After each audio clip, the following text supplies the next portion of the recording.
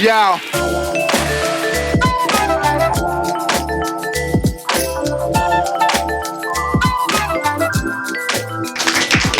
Bonjour tout le monde, merci d'être là, merci d'être présent pour ce 3e épisode de notre 5e saison, Un café avec ton courtier. C'est une saison spéciale parce qu'on fait cette saison-ci devant public.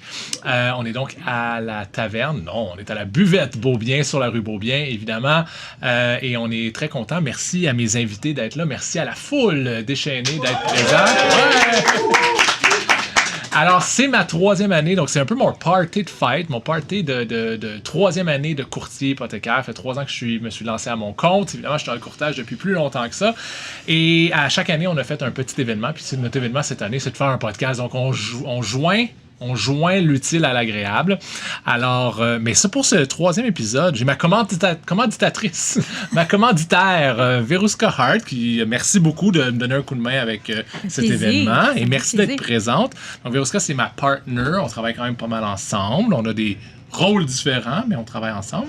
Et bienvenue. Merci beaucoup d'être là. Merci à toi. Puis je suis ta commentatrice préférée.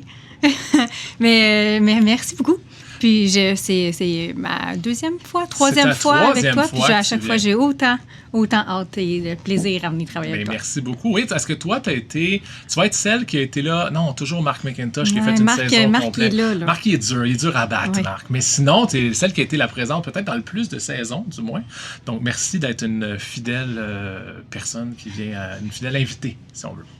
Dis-moi, Veruska, tu es courtière hypothécaire depuis plusieurs années. Tu as une équipe, tu es une personne qui fait aussi... Excuse-moi, je voulais parler des Last Friday qu'on fait ensemble aussi. Il y a aussi l'autre raison pour laquelle on voit Veruska, où on voit au moins une partie de sa tête. On voit pas tout le temps la tête au complet. Mais donc, c'est des petites folies qu'on fait ensemble. Mais là, je suis content qu'on le fasse ensemble. Physiquement, on se voit, on est ensemble. Et dis-moi donc 3 ans de courtage hypothécaire, 3 ans que tu me... Tu m'endures. Oui. Qu'est-ce que tu trouves qui a changé dans les 3 dernières années dans le courtage hypothécaire? Écoute, mes cheveux blancs, ça, c'est sûr et certain. Je salue Katia, qui est ma coiffeuse. Elle est contente de m'avoir plus souvent. 3 ans, quand même, beaucoup de choses. Tant dans le courtage que dans l'équipe. Depuis que tu travailles avec moi, avec nous, on développe beaucoup de nouvelles choses. Fait que une façon différente de travailler aussi. Je trouve qu'on développe.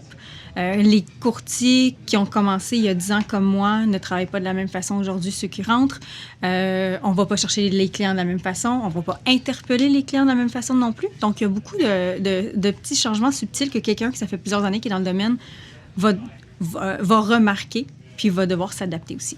Mais ça, on le voit quand même beaucoup. C'est moi, d'être dans le courtage depuis 2015, je dis toujours ça parce qu'évidemment, j'ai commencé chez Desjardins, j'étais au bureau chef de chez Planiprêt par la suite, puis depuis 3 ans comme courtier. Mais même il y a 3 ans, quand je me suis lancé dans le courtage, moi, je savais pas qu'il fallait que je fasse un podcast, qu'il fallait que je fasse des capsules sur les réseaux sociaux. Ça, c'est dans les 3 dernières années. Fait que j'imagine bien que il y a 10 ans, il n'y avait pas de ça. Là. C'était beaucoup plus, c'était différent. Il y en avait. Ceux qui le faisaient se démarquaient vraiment beaucoup plus et payaient beaucoup plus aussi que des simples pubs sur Facebook.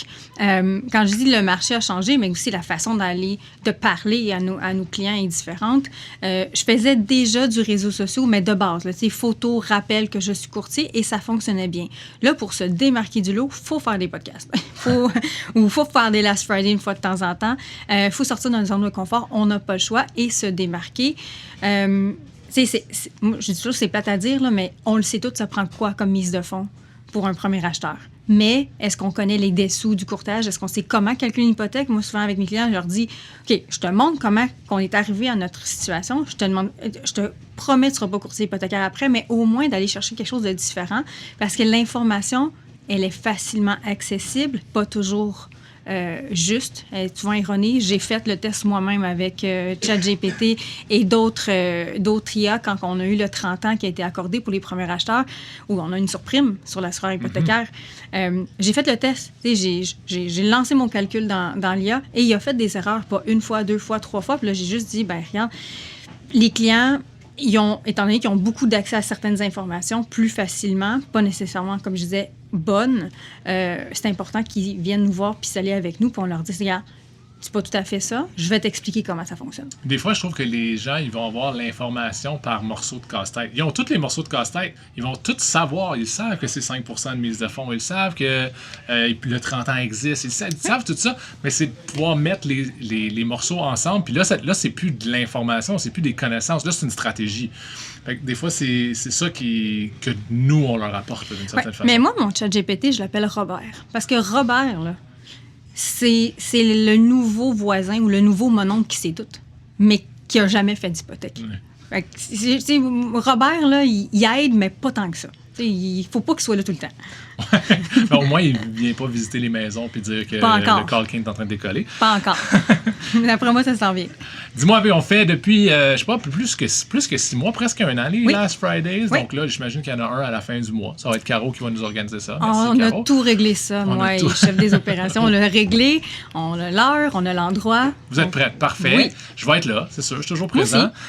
Puis dans les Last Fridays, on pose souvent des questions, évidemment, mais là, on est toujours, moi je suis chez nous, toi t'es chez vous, les gens sont pas là.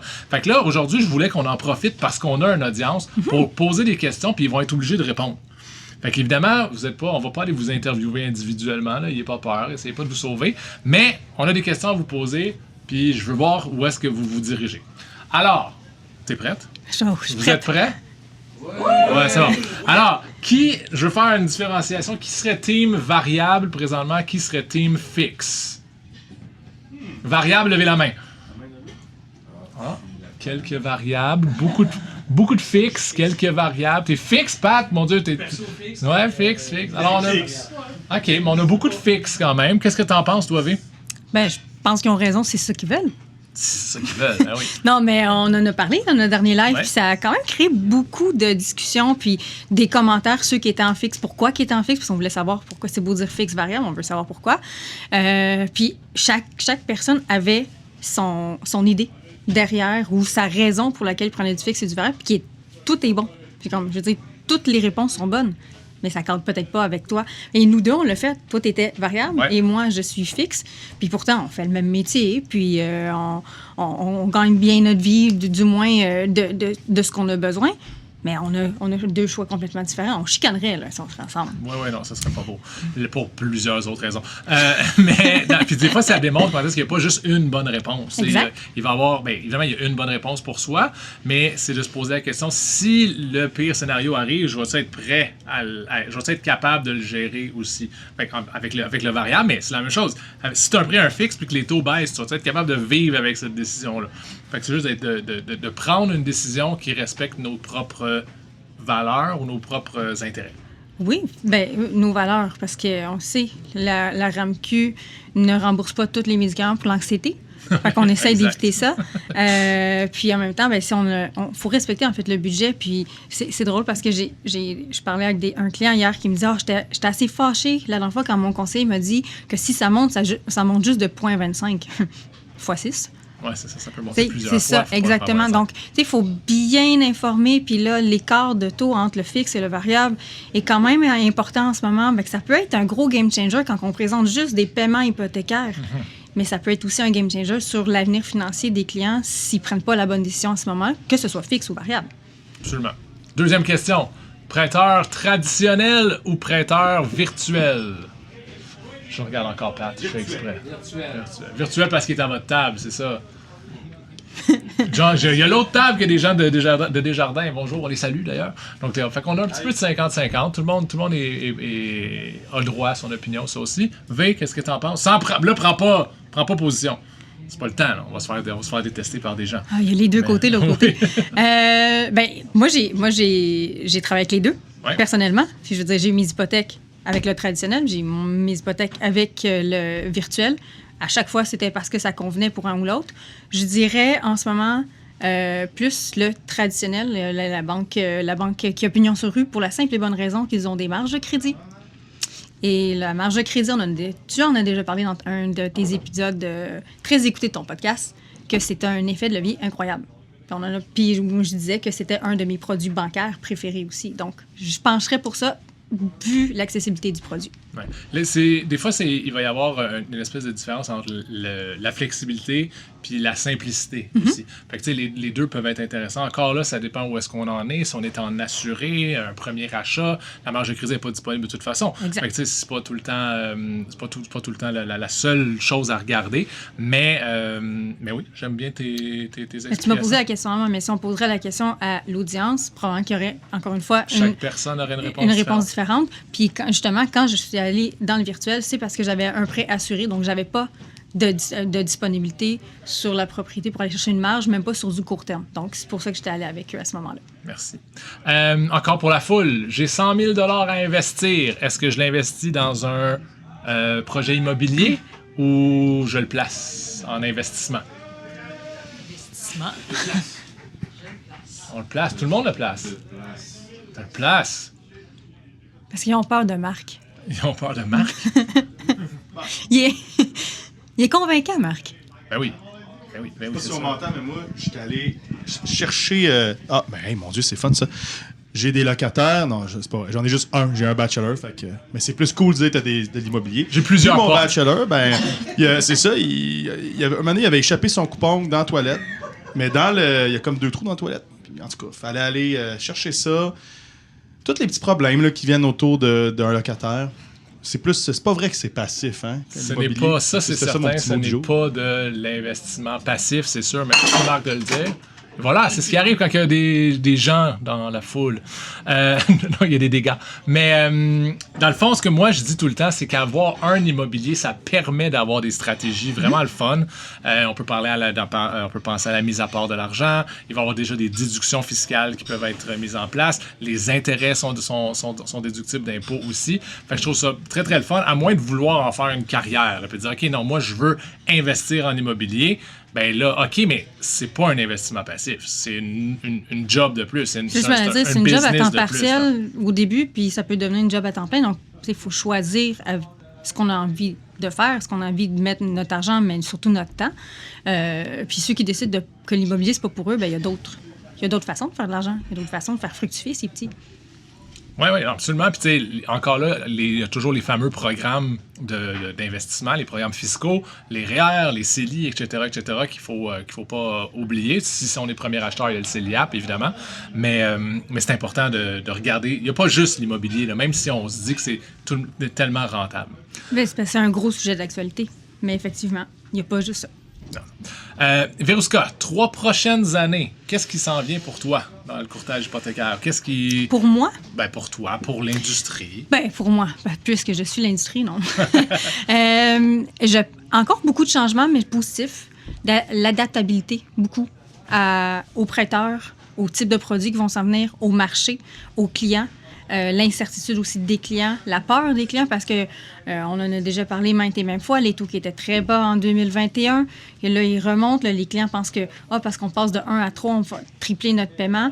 Donc, beaucoup d'insécurité, puis d'avoir notre rôle de conseiller plus qu'évidemment relationnel plus que transactionnel, ça va toujours rester. Puis c'est les courtiers qui vont se démarquer dans les prochaines années, qui vont faire du relationnel, qui vont rester présents, actifs. Oui, les TikTok de ce monde, et la visibilité, il faut qu'on en ait, mais au final, quand on fait le one-on-one avec le client, il y a une relation qui se bâtit.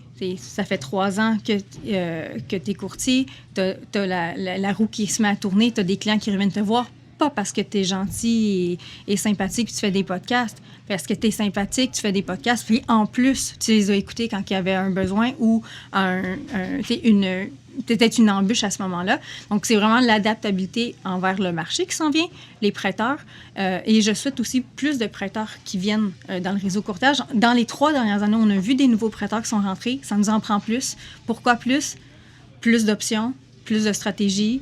Au lieu de toujours avoir quand même un créneau. Des fois, notre top 3, top 4 est toujours approximativement le même. On les aime, on les adore, mais avoir des solutions des fois alternatives, ça serait...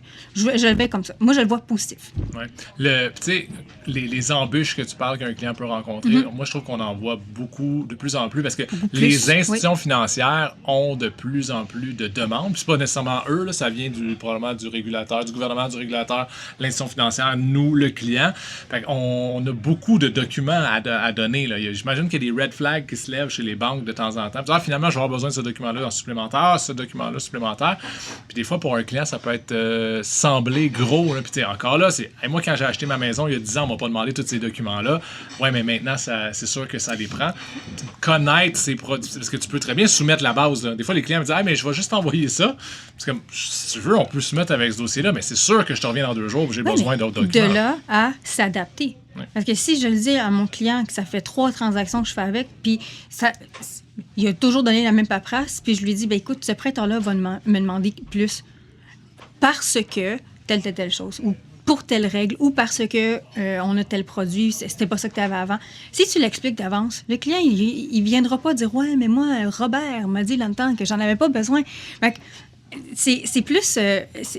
plus t'en dis à ton client, plus t'es franc avec lui, le mieux la transaction va se passer. Tu lui dis, écoute, ton dossier, il est pas facile, on va avoir des embûches, on se lance, tu viens avec moi, on se lance, puis on va voir, puis si ça fonctionne pas, voici l'option numéro 2, l'option numéro 3, on veut pas se rendre aux 3, mais on va se lancer. Fait que si le client, il est prêt à aller à la guerre avec moi, Colin, on va la gagner. Mais si tu lui dis pas tout, puis là, des fois, on a des refus ou on retravaille le dossier, puis le client, il sait pas ou il est pas au courant. Des fois, il est pas au courant exactement de toutes nos conversations qu'on a avec le prêteur, mais s'il est pas au courant que son dossier est difficile, puis que ça se peut qu'on ait un challenge, il va être déçu. Il va être très, très, très déçu si jamais ça fonctionne pas, versus s'il est au courant de comment ça peut tourner. Un courtier qui commence aujourd'hui, là, ce serait quoi sa plus grande... Parce qu'on en a dans la salle. Oui. Ce serait quoi le conseil que tu leur donnerais à eux? Puis pas, tu sais, fais du marketing ou forme-toi. Ce serait quoi la chose qu'ils doivent faire avec leurs clients pour que faites du marketing. Leur transaction, ça se passe Faites du marketing, puis formez-vous. Non, mais... Se former, ça oui, évidemment, pas avec le chat GPT de ce monde, mais se former avec des courtiers d'expérience, se coller à des courtiers d'expérience qu'on travaille différemment. Moi, je me colle avec des nouveaux, comme des gens que ça fait un peu plus longtemps, qui sont dans le domaine, puis j'apprends tous les jours. Là. Puis je m'adapte, moi aussi. Je m'adapte autant à mes clients qu'aux nouveaux courtiers qui rentrent. Je dirais, pensez pas non plus que l'argent rentre rapidement et facilement. Il faut être conscient de ça. Si vous êtes conscient de dire, OK, moi, je vais mettre les bouchées d'eau pour aller chercher ma paye, vous ne lâcherez pas.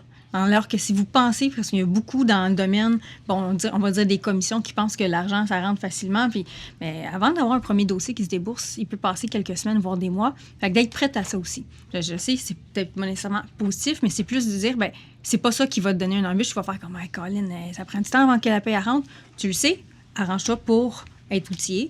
Puis après ça, embarque dans le bateau, puis on va les aider. C'est l'histoire de vouloir nager, il faut que tu sautes dans l'eau. Là. Moi, j'aime pas l'eau. Moi, j'aime pas l'eau à la base. Ouais, c'est ça, mon non. exemple ne tient plus. Non. Il tient quand même, Verouska. Donc, d'essayer d'apprendre à nager en se mettant juste le pied dans l'eau, ça fonctionne pas. Il faut que tu sautes, mais il faut que tu t'apprennes aussi qu'il n'y a pas d'air dans l'eau. Il y a de l'air, mais il n'y en a pas assez pour vous respirer. Bref, non, mais en fait, c'est l'astuce ultime, là, c'est collez-vous à votre mentor. Pas collez-vous à la personne, puis là, je parle pas d'un coach, là, mais ça, c'est un autre sujet, mais collez-vous à la personne qui vous a accepté dans l'équipe parce que nécessairement, elle a besoin de vous.